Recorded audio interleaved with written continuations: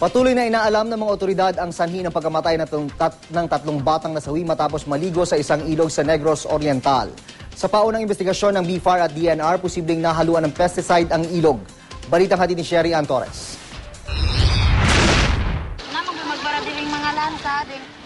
Masayang naligo at naglaro sa ilog na ito sa Barangay Malo ng Chaton, Negros Oriental ang 6 na bata, kasama ang kanilang mga kamag-anak. Pero matapos maligo, bigla umanong nanakit ang kanilang tiyan, kaya agad silang isinugod sa ospital. Sa kasamaang palad, nasawi ang 3 sa 6 na bata. Ang 3 iba pa nananatili sa ospital. Hinihintay pa rin hanggang ngayon ang resulta ng mga laboratory tests. Ang mga alas 7 na to, nagsuka na po itong 2. Tinutong gidala nila sa doktor.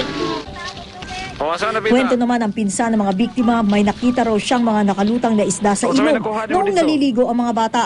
Pero hindi naman daw nila ito kinain. Kung pagkuha to sir, ako dahil sa akin, ako nakakuha nga, nakakita, dagang patay di sa taas.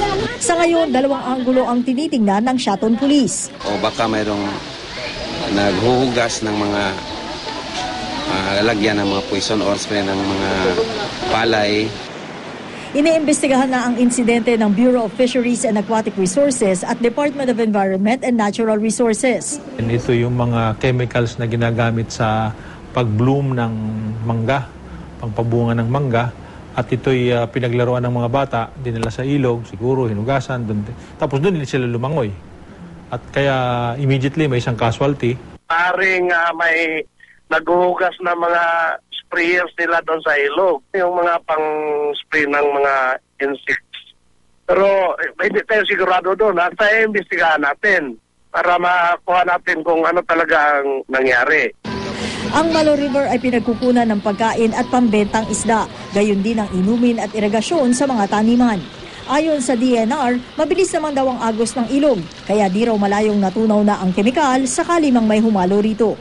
Pag na-mix mo na sa tubig yan, paliit na ng paliit yung parts per million ng computation namin yan, nung toxicity. Sa mga tao na nakatira doon sa kahabaan ng Malo River, ang mahigpit na panawagan sa kanila ng Department of Environment and Natural Resources, kapag nakakita kayo ng mga isda na nakalutang doon sa ilog, huwag nyo natong kuhanin para kainin.